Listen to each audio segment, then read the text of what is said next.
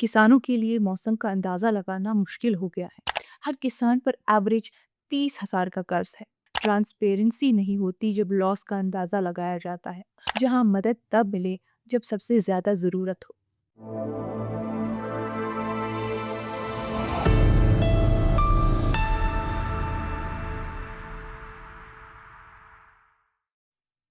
ये कश्मीर रिपोर्ट है। आप सबका खुशामदीद। मैं हूं आपकी मेज़बान उमायमा ऋषि। हालात हाज़िर पर मबनी इस तफसीली रिपोर्ट के तसलसल में आज बात होगी कश्मीर के क्रॉप इंश्योरेंस के मुतालिक। कश्मीर में मौसमी तब्दीली का असर दिन ब दिन बढ़ता जा रहा है।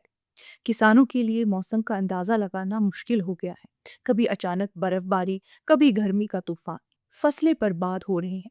ऐसे में फसल बीमा की डिमांड रोज़ बढ़ रही है।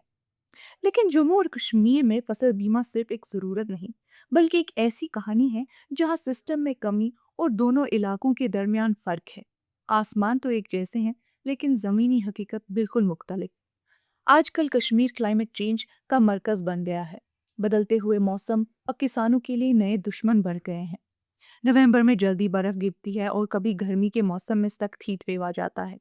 जब भी फसल फेल होती है, लोगों की डिमांड होती है कि फसल इंश्योरेंस मिले। अब ये फसल इंश्योरेंस है क्या? फसल इंश्योरेंस एक ऐसी इंश्योरेंस होती है जो किसानों को कुदरती आफतों, कम पैदावार और दूसरी अचानक आने वाली मुश्किलात से बचाती है।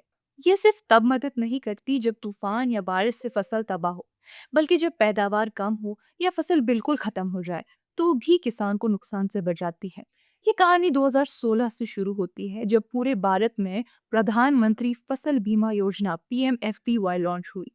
इसका मकसद ये था कि किसान अगर किसी अचानक कुदरती मुसीबत की वजह से फसल गंवा बैठे, तो उन्हें फाइनेंशियल मदद मिल सकती है, ताकि उनकी इनकम स्टेबल रहे और वो खेती छोड़ने ना लगे। ये स्कीम यील्ड यानी पैदावार के हिसाब से काम करती है। हर सीजन में एक दफा इंश्योरेंस एजेंट्स, एग्रीकल्चर और रेवेन्यू ऑफिसर्स मिलके क्रॉप कटिंग एक्सपेरिमेंट करते हैं, ताकि अंदाजा लगाया जा सके कि पैदावार कितनी हो सकती है। जम्मू एंड कश्मीर ने भी ये स्कीम ज्वाइन की, लेकिन पहले सिर्फ जम्मू के 10 जिलों तक ही ये स्कीम लिमिटेड थी। जम्मू ने इसे तुरंत अपनाया और फायदा उठाया, पर कश्मीर अभी तक कंफ्यूजन और कंपनीज की लैक ऑफ इंटरेस्ट का शिकार है। PMABY की जो स्कीम है, इसका प्रीमियम सिस्टम काफी सब्सिडाइज्ड है, यानी सरकार इसमें ज्यादा हिस्सा देती है। किसानों को सिर्फ 2% देना पड़ता है अगर वो खरीफ क्रॉप्स उगा रहे हैं, और सिर्फ 1.5% अगर राबी क्रॉप्स हैं। अगर किसी किसान ने कमर्शियल या हॉर्टिकल्चर क्रॉप्स जैसे सेब, आम वगैरह उगाए हैं, तो उसको 5% तक देना पड़ता है। जो बाकी पैसा होता है, वो सेंट्रल गवर्नमेंट और स्टेट गवर्नमेंट मिलकर बराबर अदा करती है। इस तरह से देखा जाए तो ये इंश्योरेंस किसानों के लिए काफ़ी सस्ती है। लेकिन असल में मसला ये होता है कि कई दफ़ा सरकार का सब्सिडी का पैसा टाइम पे इंश्योरेंस कंपनीज को नहीं मिलता। इस वजह से क्लेम प्रोसेस डिले हो जाता है और कई किसानों को अपना मुआवजा यानी कंपनसेशन मिलने में काफ़ी देर लगती है। 2017-18 और 2018 से 19 में जम्मू के लगभग 1.5 लाख किसानों ने हिस्सा लिया। 118 करोड़ से ज्यादा प्रीमियम दिया गया, लेकिन सिर्फ 37 करोड़ का मुआवजा दिया गया। 2021 से 22 में अनंतनाग कश्मीर को भी पहली बार स्कीम में शामिल किया गया। ये छोटा मगर इम्पोर्टेंट स्टेप था। 90,000 से ज्यादा किसानों ने हिस्सा लिया और 56 करोड़ का क्लेम मिला। अगले साल भी वैसा ही था, लेकिन क्लेम सिर्फ 6 करोड़ का मिला। रीजन ये था कि डेटा सही नहीं था और किसानों को इंफॉर्मेशन नहीं मिल पाई। 2023 से 24 में स्कीम को जम्मू और कश्मीर के तमाम 20 जिलों तक बढ़ाया गया।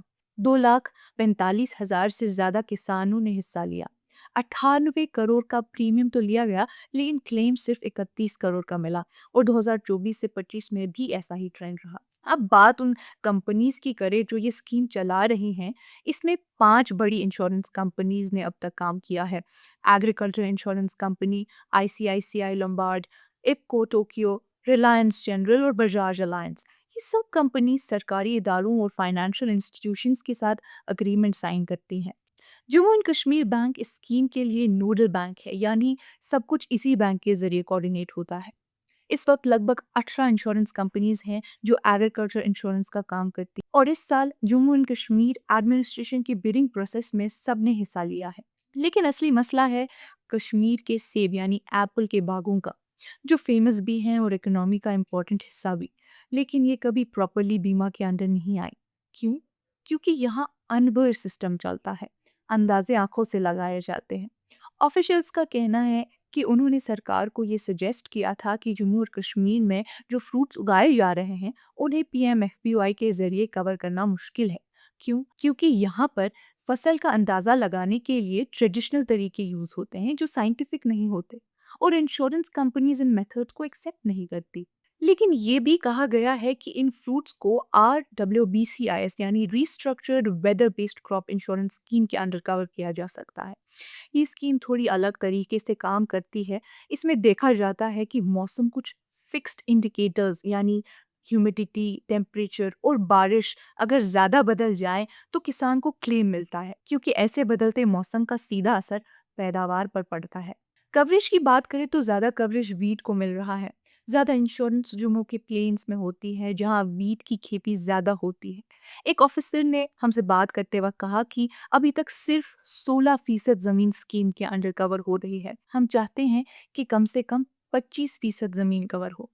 पार्लियामेंट में दिए गए नंबर्स के मुताबिक 2022 से 23 में 44,000 हेक्टेयर्स और 91,500 किसान, 2023 से 24 में 1,25,000 हेक्टेयर्स और 2 लाख से ज्यादा किसान स्कीम में शामिल हुए।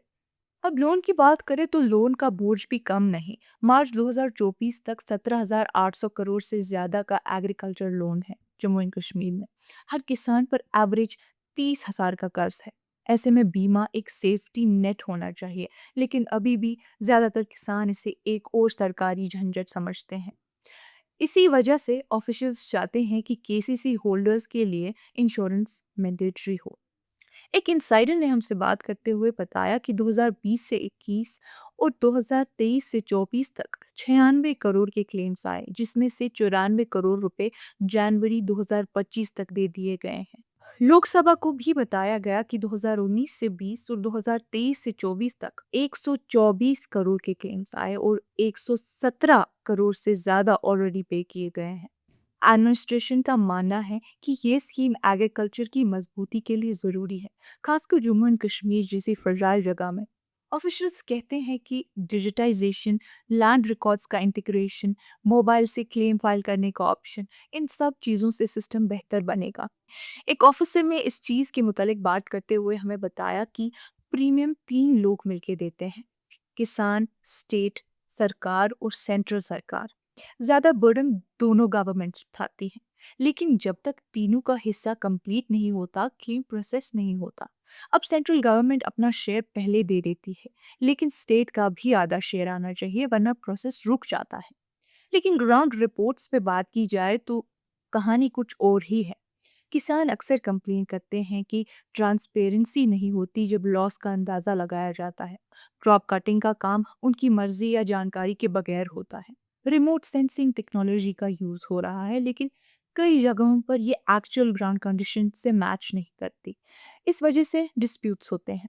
हर डिस्ट्रिक्ट में एक ग्रीवेंस रिड्रेसल कमेटी होनी चाहिए, जिसमें ऑफिशियल्स, इंश्योरेंस रेप्स और किसान बॉडी होती है, लेकिन कई जगहों पे ये कमेटी काम नहीं करती। जिनके क्लेम्स रिजेक्ट होते हैं वो अक्सर स्टेट नोडल ऑफिसर या मिनिस्ट्री तक कंप्लेन नहीं पहुंचा पाते, स्पेशली गांव के लोग। लेकिन असली इम्तिहान क्या है? सिर्फ ये कि अगर कुलगाम या कठुआ का कोई छोटा किसान जब ओलाबाजी से फसल गंवा दे तो क्या उसे मुआवजा मिलेगा? नाज़रीन, ये स्कीम तभी सक्सेसफुल मानी जाएगी जब किसान को वक्त पर मुआवजा मिले, सिर्फ प्रीमियम कलेक्ट करना या रजिस्ट्रेशन का नंबर बढ़ाने से नहीं। ये स्कीम हेल्थ इंश्योरेंस की तरह काम करनी चाहिए, जहां मदद तब मिले जब सबसे ज़्यादा ज़रूरत हो। आज की इस कश्मीर रिपोर्ट में इतना ही। बाकी मालूमात के लिए बने रहिए कश्मीर लाइव के साथ।